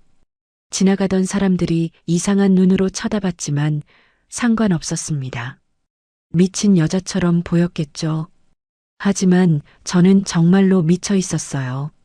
제 딸을 죽이려는 놈들한테 복수하러 가는 길이었으니까요. 저는 호텔 안으로 들어갔습니다. 로비는 화려했어요. 대리석 바닥에 샹들리에가 반짝거렸습니다. 정장을 입은 직원이 다가왔어요. 손님, 뭘 도와드릴까요? 돌잔치 연회장 어디냐? 지하 1층입니다. 그런데 손님, 그 짐은 뭐예요? 물품 반입은 후문 쪽으로 가셔야 해요. 저는 대답하지 않고 지하로 내려가는 계단을 찾았습니다. 엘리베이터를 기다릴 시간이 없었어요. 직원이 뒤에서 뭐라고 했지만 무시했습니다. 계단을 뛰어내려가면서 저는 속으로 다짐했습니다. 오늘 저 인간들을 끝장낸다. 내 딸 털끝 하나라도 다쳤으면 다 죽여버린다. 신이 용서해도 나는 용서 안 한다. 지하 1층에 도착하자 연회장 입구가 보였습니다. 화려한 풍선 장식과 포토존이 설치되어 있었어요. 분홍색과 하늘색 풍선이 아치 모양으로 늘어서 있었고 돌사진을 찍을 수 있는 배경판이 세워져 있었습니다. 그 옆으로 관계자 외 출입 금지라고 적힌 문이 있었어요. 주방으로 통하는 문이었습니다. 저는 그 문을 향해 걸어갔습니다. 심장이 쿵쿵거렸어요. 손에 쥔 프라이팬이 묵직하게 느껴졌습니다. 이 문 너머에 제 딸이 있었습니다. 죽어가면서 음식을 만들고 있는 제 딸이요. 문 앞에 서서 잠시 숨을 골랐습니다. 그리고 문고리에 손을 얹었어요. 지은아, 엄마가 왔다. 이제 엄마가 다 해결할게. 저는 그렇게 마음속으로 말하고 문을 밀었습니다. 관계자 외 출입 금지 문을 밀고 들어갔습니다. 좁은 복도가 나왔어요. 형광등 불빛이 희미하게 깜빡거렸습니다. 복도 끝에 또 다른 문이 있었어요. 그 문 틈새로 기름 냄새와 음식 냄새가 새어나왔습니다. 저는 숨을 죽이고 그 문 쪽으로 다가갔어요. 문이 살짝 열려 있었습니다. 저는 틈새로 안을 들여다보았어요. 그 순간 제 심장이 멎는 것 같았습니다. 좁은 보조 주방이었어요. 에어컨도 제대로 안 나오는지 열기가 후끈거렸습니다. 스테인리스 조리대 위에 음식 재료들이 산더미처럼 쌓여 있었고 가스레인지 위에서는 여러 개의 냄비가 부글부글 끓고 있었어요. 그리고 그 앞에 제 딸이 서 있었습니다. 지은이었어요. 하지만 제가 아는 지은이가 아니었습니다. 창백하다 못해 투명해 보이는 얼굴이었어요. 피부 아래로 핏줄이 시퍼렇게 비쳤습니다. 흰 조리복을 입고 있었는데 등판이 땀으로 흠뻑 젖어 있었어요. 손은 덜덜 떨리고 있었고 이마에서는 식은 땀이 비 오듯 흘러내렸습니다. 지은이가 100인분의 갈비찜을 접시에 담고 있었어요. 한 접시, 두 접시. 손이 떨려서 고기가 자꾸 바닥에 떨어졌습니다. 그때마다 지은이는 허리를 숙여 주었어요. 그런데 허리를 숙일 때마다 얼굴이 일그러졌습니다. 고통을 참는 표정이었어요. 옆에서 도우미 아줌마가 닥달하고 있었습니다. 빨리빨리 좀 해요. 전이 식잖아요. 손님들 입장하기 전에 다 차려놔야 해요. 지은이가 힘없이 대답했어요. 네, 죄송해요. 목소리가 갈라져 있었습니다. 기운이 하나도 없는 목소리였어요. 저는 그 목소리를 듣고 가슴이 찢어지는 것 같았습니다. 당장 뛰어들어가 딸을 안고 싶었어요. 하지만 저는 참았습니다. 아직은 때가 아니었어요. 증거를 더 모아야 했습니다. 저 인간들이 딸에게 뭘 하는지 똑똑히 봐야 했어요. 지은이가 무거운 찜통을 들어 올렸습니다. 양손으로 들어 올리는데 팔이 부들부들 떨렸어요. 그 순간 지은이가 찜통을 놓쳤습니다. 쿵 하는 소리와 함께 찜통이 바닥에 떨어졌어요. 뜨거운 국물이 사방으로 튀었습니다. 죄송합니다. 죄송해요. 지은이가 황급히 허리를 숙여 찜통을 주우려 했습니다. 그런데 갑자기 동작을 멈추더니 가슴을 부여잡았어요. 얼굴이 하얗게 질렸습니다. 외마디 신음이 터져 나왔어요. 그리고 지은이의 입에서 검붉은 피가 분수처럼 터져 나왔습니다. 토열이었어요. 피가 조리대 위로, 바닥 위로 뿌려졌습니다. 지은이가 그대로 바닥에 무너져 내렸어요. 저는 비명을 지를 뻔했습니다. 손으로 입을 틀어막고 간신히 참았어요. 눈앞이 빨갛게 물들었습니다. 제 딸이 피를 토하고 쓰러졌어요. 제 눈앞에서요. 저는 당장 뛰어들어가고 싶었지만 그 순간 다른 발소리가 들렸습니다. 최 여사가 주방으로 들어왔어요. 화려한 한복을 입고 있었습니다. 금박이 번쩍거리는 비싼 한복이었어요. 머리는 단정하게 올리고 귀에는 진주 귀걸이가 달려 있었습니다. 마치 잔치집 어른처럼 차려입은 거죠. 최 여사가 바닥에 쓰러진 지은이를 보았습니다. 그리고 입을 열었어요. 저는 당연히 구급차를 부르라고 할 줄 알았습니다. 어머, 미쳤나 봐. 음식에 피 튀기면 어떡해. 재수없게. 저는 귀를 의심했습니다. 며느리가 피를 토하고 쓰러졌는데 첫마디가 음식 걱정이라고요. 제가 잘못 들은 게 아니었어요. 최 여사가 도우미 아줌마에게 소리쳤습니다. 야, 빨리 걸레 가져와서 닦아. 손님들 들어오기 전에 치워야지. 도우미 아줌마가 허둥지둥 걸레를 가져왔어요. 그리고 바닥에 흥건한 피를 닦기 시작했습니다. 최 여사는 쓰러진 지은이 옆에 서서 발로 툭툭 밀었어요. 발끝으로요. 마치 길바닥에 떨어진 쓰레기를 치우듯이요. 야, 일어나. 꼴값 떨지 말고 저기 구석 창고 방에 들어가 있어. 손님들 눈에 띄면 안 돼. 나오지 마. 지은이가 바닥에 쓰러진 채로 손을 내밀었어요. 피 묻은 손이었습니다. 어머니, 저 병원 좀 가야 해요. 너무 아파요. 최 여사가 코웃음을 쳤습니다. 병원은 무슨, 손님들 다 가고 나서 가. 지금 나가면 사람들이 뭐라고 하겠어. 재수 없다고 수군거리겠지. 우리 집안 체면이 뭐가 돼. 저는 그 말을 듣고 온몸이 얼어붙는 것 같았습니다. 체면이요. 며느리가 죽어가는데 체면이 중요하다고요. 이건 사람이 아니었어요. 짐승이었습니다. 아니, 짐승보다 못한 악마였어요. 그때 사위 준혁이가 주방으로 들어왔습니다.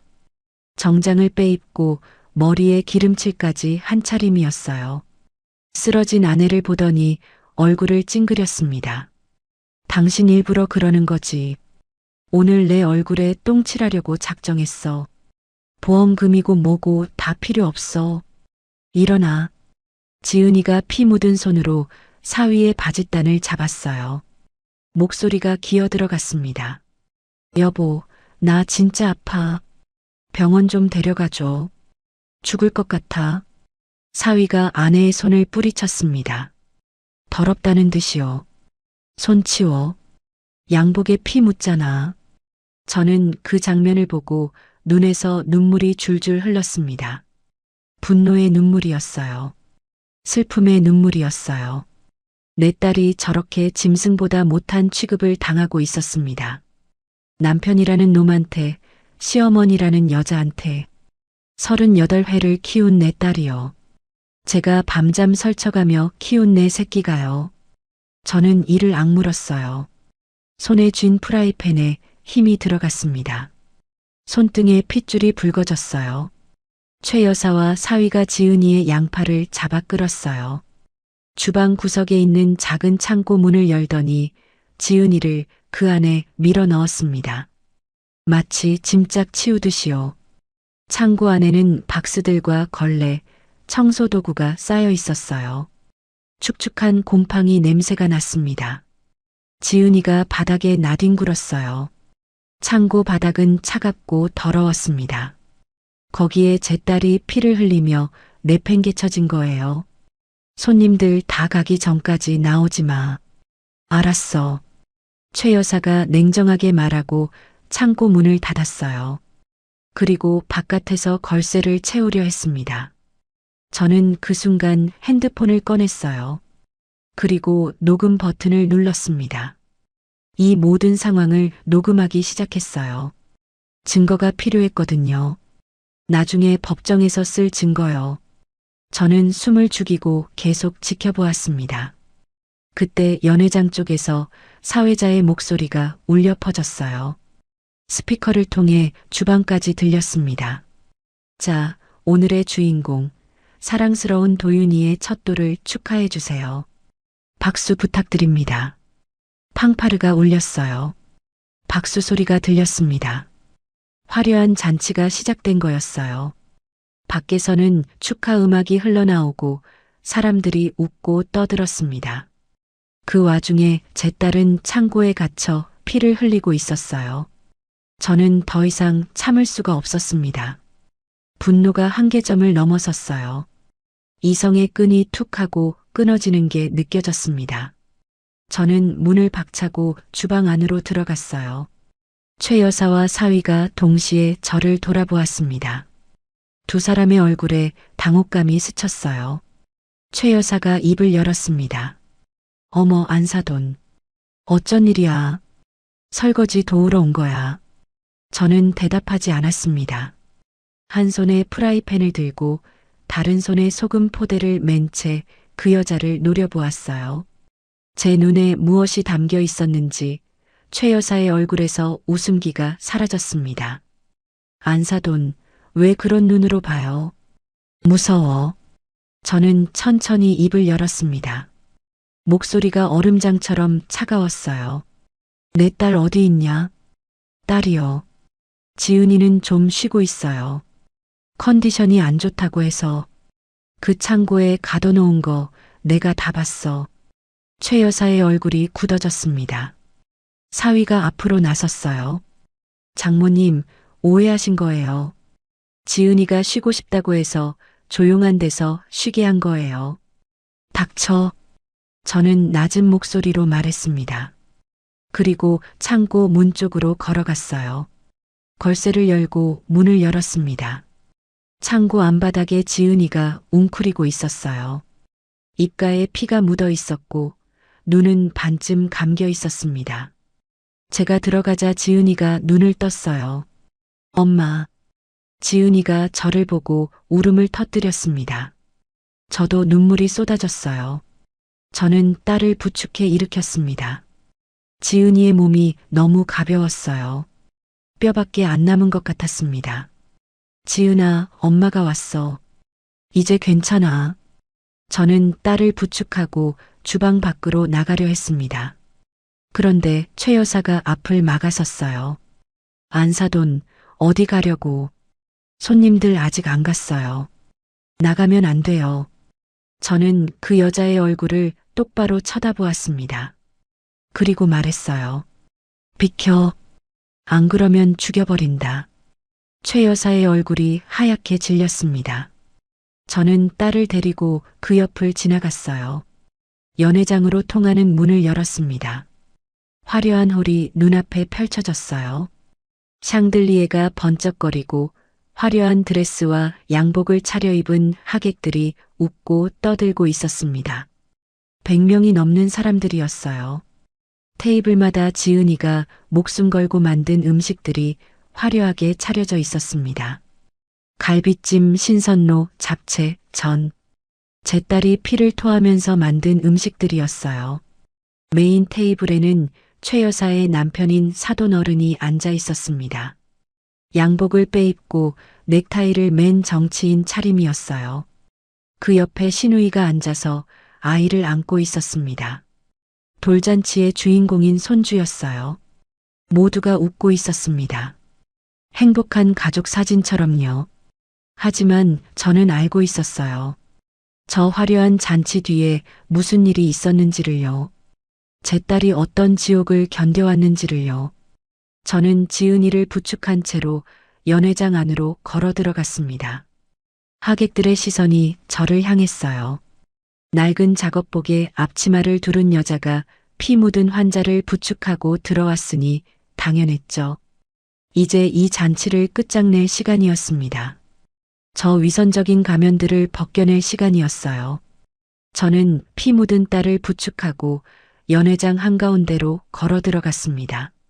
하객들의 웅성거리는 소리가 들렸어요. 수군수군.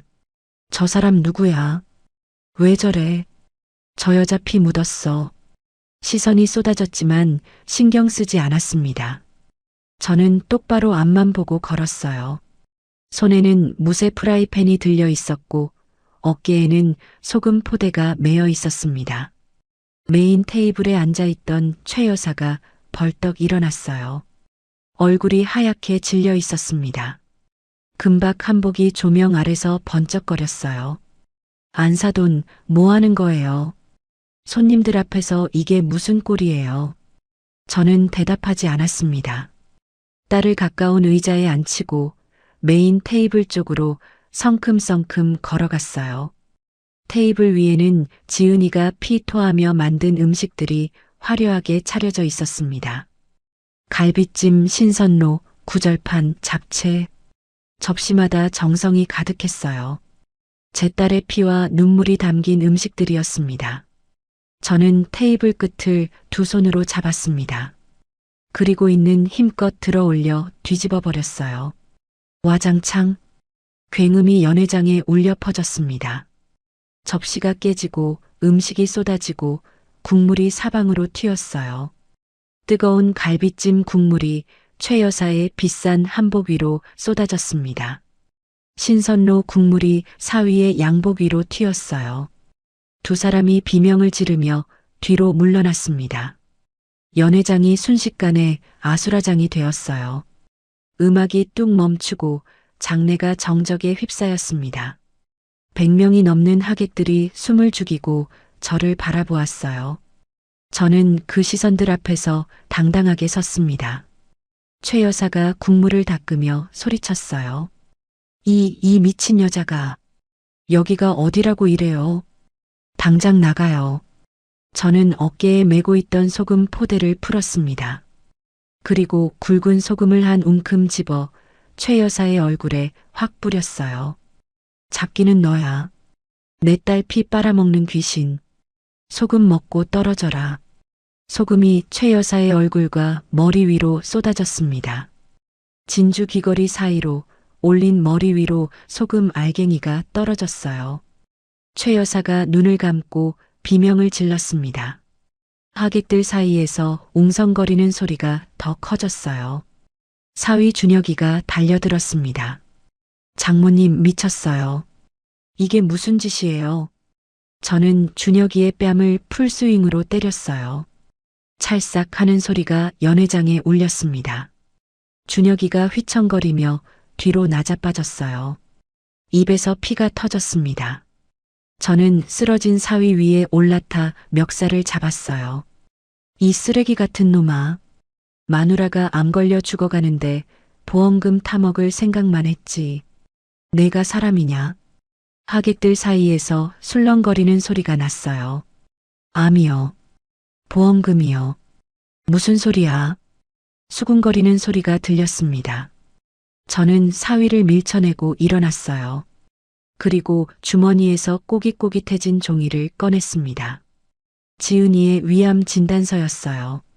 저는 그 종이를 높이 들어 올렸습니다. 여기 있는 분들 잘 보세요. 이게 뭔지 아세요? 위암 3기 진단서예요. 내 딸이 위암 3기예요. 하객들의 얼굴에 충격이 스쳤어요. 저는 계속 말했습니다. 내 딸이 2달 전에 암 진단을 받았어요. 수술 받아야 하는데 이 집안 사람들이 수술을 못 받게 막았어요. 왜인 줄 아세요? 손주 돌잔치랑 날짜가 겹친대요. 집안 경사에 수술이 웬 말이냐고요. 웅성거리는 소리가 더 커졌어요. 저는 목소리를 높였습니다. 그리고 저 남편이란 놈은요. 마누라 암 걸린 거 알고 보험부터 들었어요. 면책 기간 지나야 보험금 나오니까 수술 미루라고 했대요. 자기 마누라가 암으로 죽어가는데 돈 생각만 한 거예요. 저는 진단서를 허공에 뿌렸습니다. 종이가 눈처럼 하객들 머리 위로 흩날렸어요. 그리고 주머니에서 또 다른 종이 뭉치를 꺼냈습니다. 사위 핸드폰에서 캡처해서 출력해온 것들이었어요. 수술 예약 취소 내역, 보험 가입 내역, 그리고 사돈댁 단톡방 대화 내용까지. 저는 그것들도 함께 뿌렸습니다.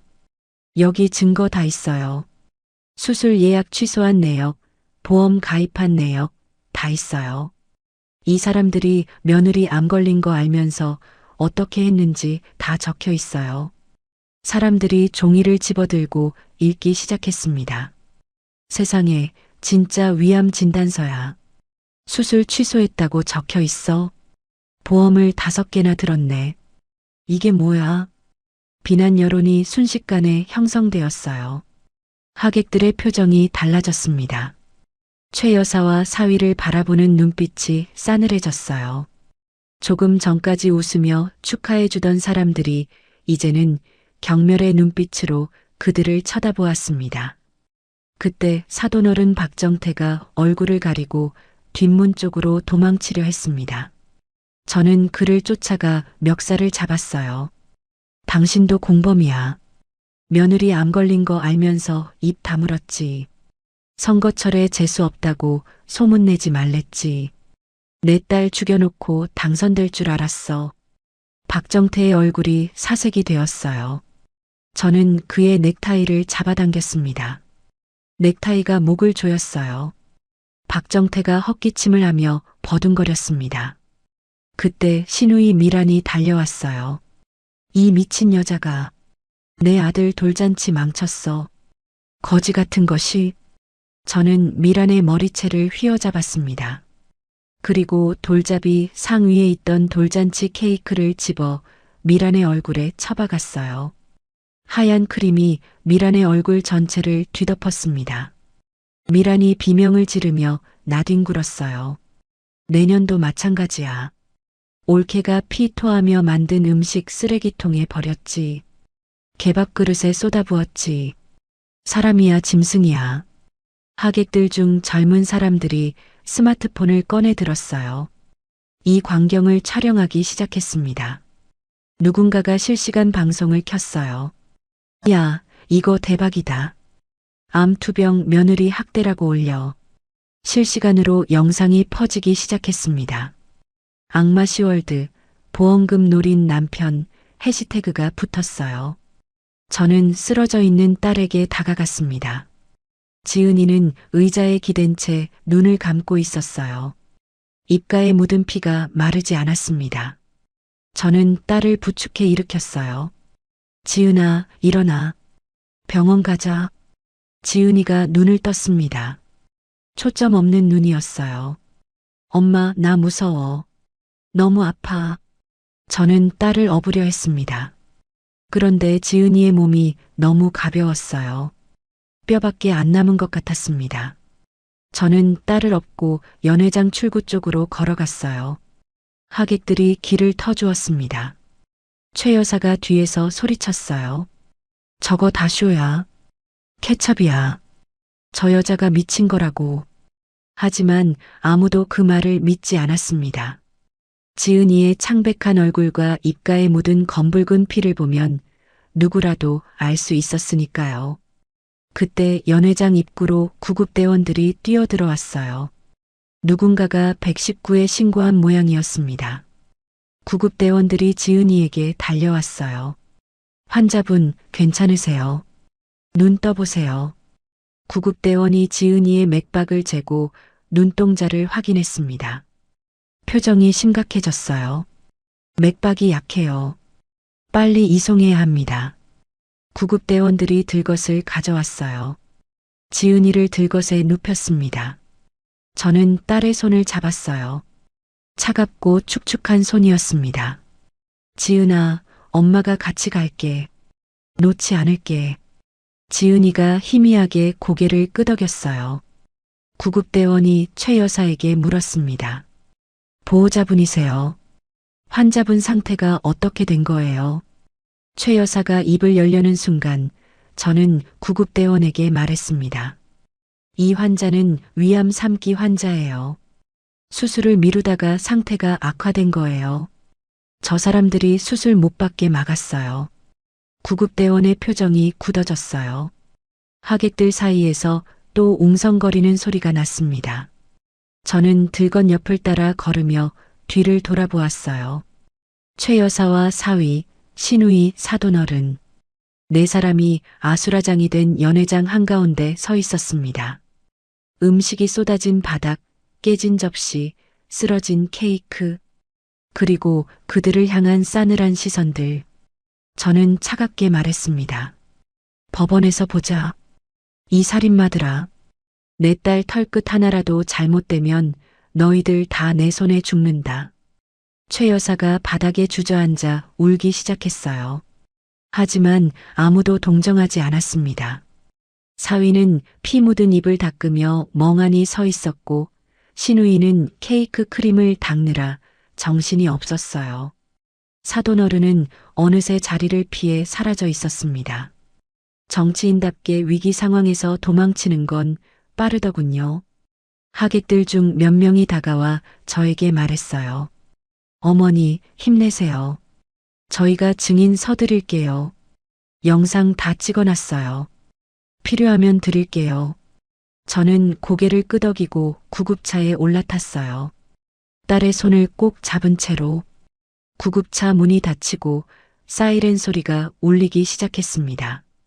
창문 너머로 호텔이 멀어져 갔어요. 저는 딸의 얼굴을 내려다보았습니다.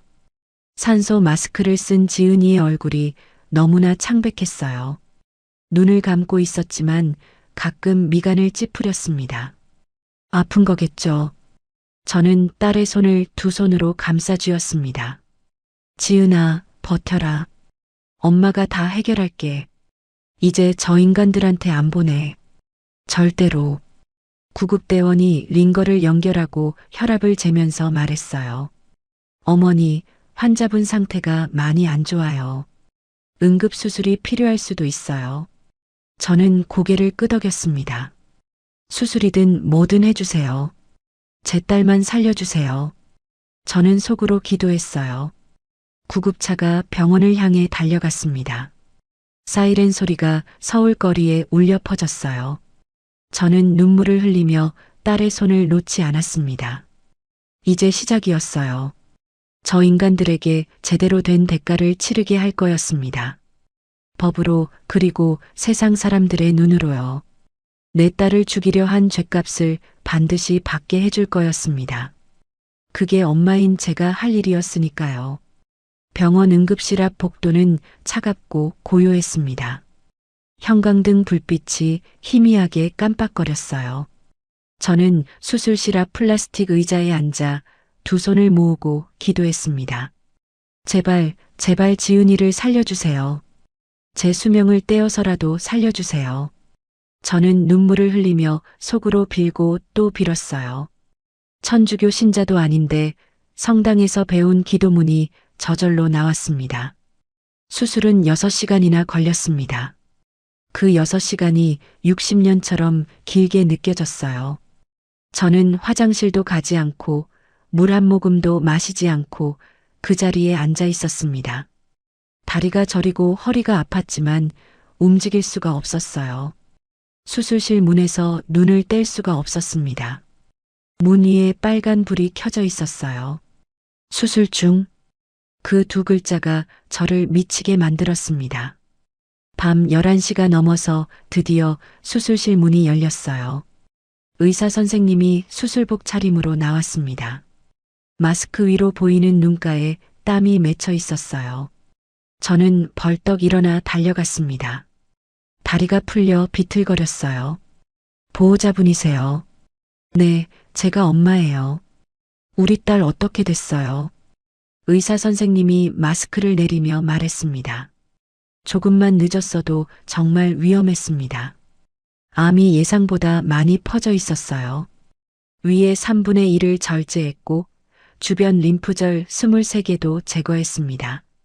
하지만 수술은 성공적으로 끝났어요. 고비는 넘겼습니다. 저는 그 말을 듣고 다리에 힘이 풀려 그 자리에 주저앉았습니다. 눈물이 왈칵 쏟아졌어요. 살았어요. 내 딸이 살았습니다. 감사합니다. 정말 감사합니다, 선생님. 저는 바닥에 무릎을 꿇고 울었습니다. 복도 바닥이 차가웠지만 느끼지 못했어요. 그냥 감사하다는 말밖에 안 나왔습니다. 다음 날 아침 회복실로 옮겨진 지은이를 만났습니다. 딸이 눈을 떴어요. 창백한 얼굴이었지만 눈빛은 살아있었습니다. 산소 마스크를 쓰고 있었고 팔에는 링거가 연결되어 있었어요. 엄마.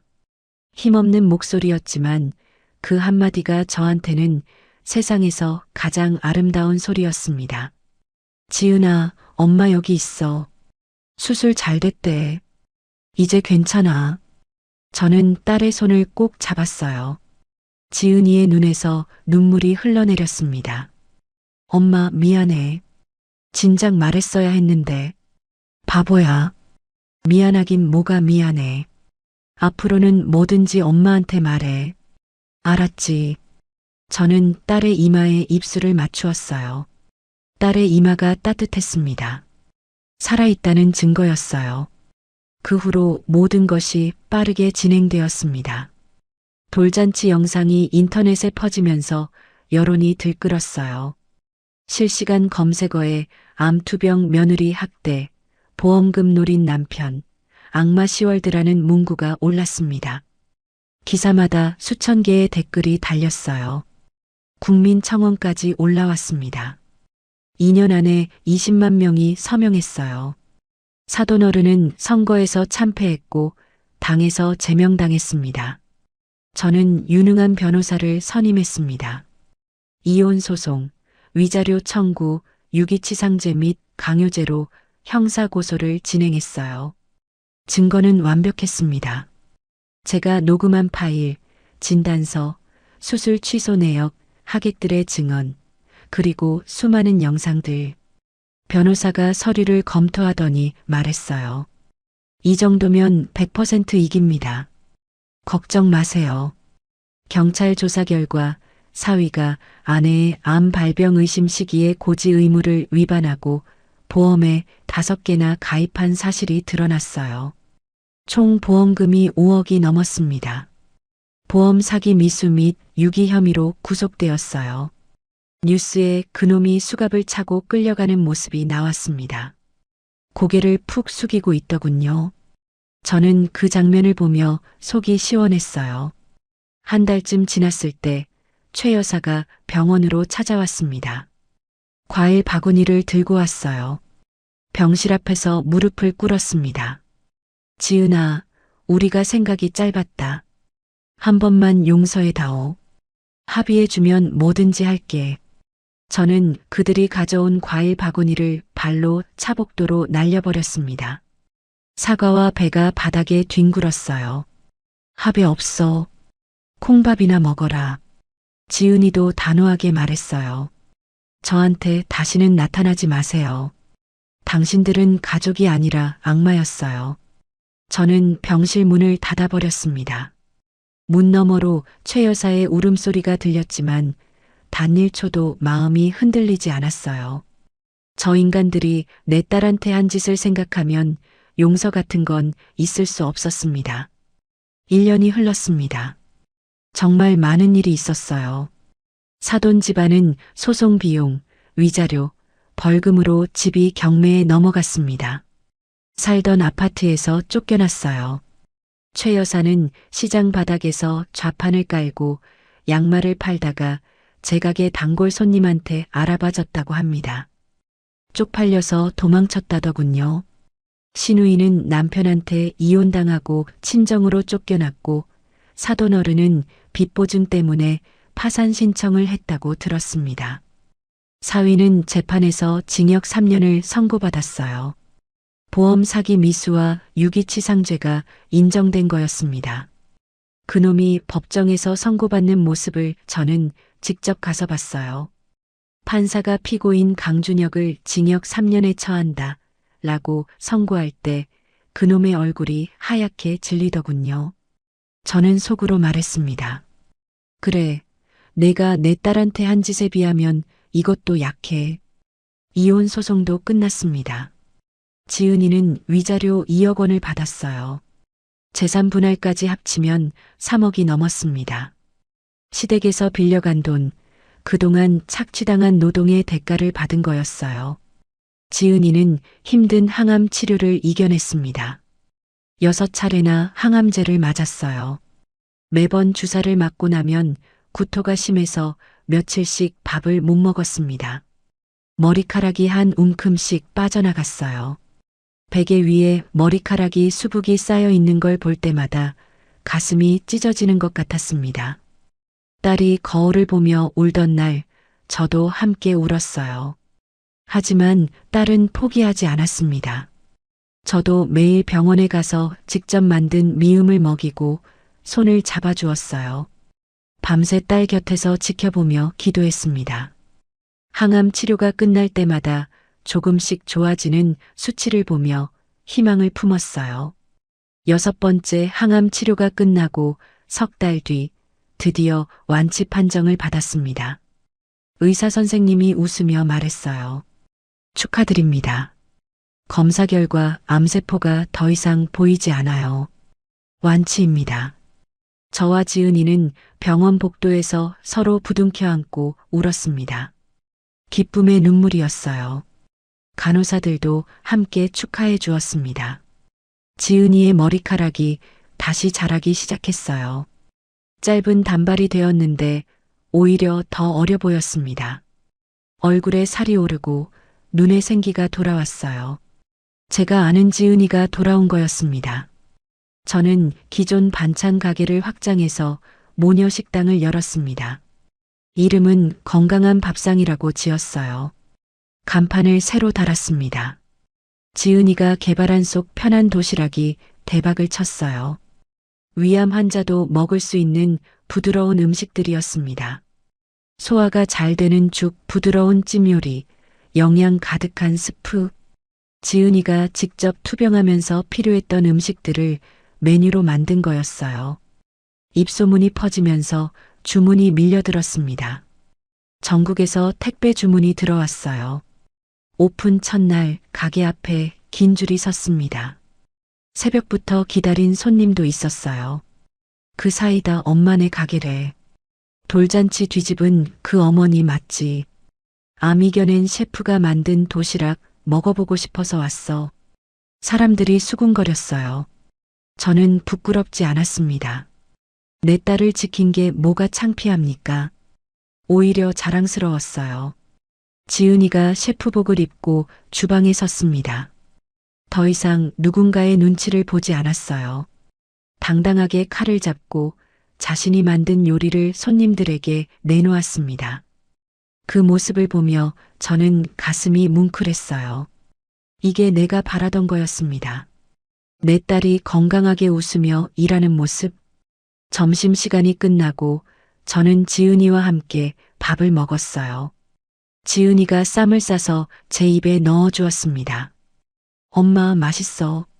그래, 우리 딸이 만든 건 다 맛있어. 그때 가게 밖에서 인기척이 났어요. 초라한 행색의 여자가 기웃거리고 있었습니다. 때 묻은 점퍼에 구겨진 바지. 최 여사였어요. 저는 문을 열고 나가 소금을 한 움큼 뿌렸습니다. 어디서 재수없게 얼씬거려. 썩 꺼져. 최 여사가 도망치듯 골목으로 사라졌어요. 저는 그 뒷모습을 지켜보다가 가게 안으로 들어왔습니다. 지은이가 물었어요. 엄마, 누구였어? 아무것도 아니야. 잡기 쫓았어. 저는 웃으며 대답했습니다. 지은이도 따라 웃었어요. 저녁 무렵 가게 문을 닫고 정리를 하는데 지은이가 다가왔습니다. 엄마, 나 이제 진짜 살 것 같아. 밥이 너무 맛있어. 저는 딸을 꼭 안았어요. 따뜻한 체온이 느껴졌습니다. 살아있다는 게 느껴졌어요. 그래, 우리 이제 잘 살자. 둘이서 창밖으로 노을이 지고 있었습니다. 붉은 노을이 가게 안을 물들였어요. 저는 딸의 어깨를 감싸고 그 노을을 바라보았습니다. 내 딸을 지킨 건 신이 아니라 이 억척스러운 엄마였습니다. 폭풍우는 지나갔고 우리는 이제 꽃길만 걸을 거예요. 저는 딸의 손을 꼭 잡았습니다. 이 손을 평생 놓지 않을 겁니다. 무슨 일이 있어도요. 가게 벽에 걸린 액자 속에서 돌아가신 남편이 웃고 있었어요. 당신 나 잘했지. 우리 딸 잘 지켰지. 저는 속으로 남편에게 말했습니다. 남편도 웃으며 고개를 끄덕여주는 것 같았어요. 지은이가 저를 보며 말했습니다. 엄마 사랑해. 나도 사랑해, 우리 딸. 저는 눈물을 글썽이며 대답했어요. 이게 행복이구나 싶었습니다. 힘들었던 시간들이 꿈처럼 느껴졌어요. 우리 앞에는 이제 희망만 가득했습니다. 엄마와 딸 둘이서 함께 걸어갈 새로운 길이 눈앞에 펼쳐져 있었어요. 오늘의 사연 어떠셨나요? 사연이 마음에 닿았다면 더 좋은 사연으로 찾아뵐 수 있도록 구독과 좋아요를 눌러주세요. 그리고 사연의 주인공을 위한 따뜻한 말씀도 댓글로 부탁드립니다. 여러분의 오늘을 응원합니다. 인생 소풍이었습니다.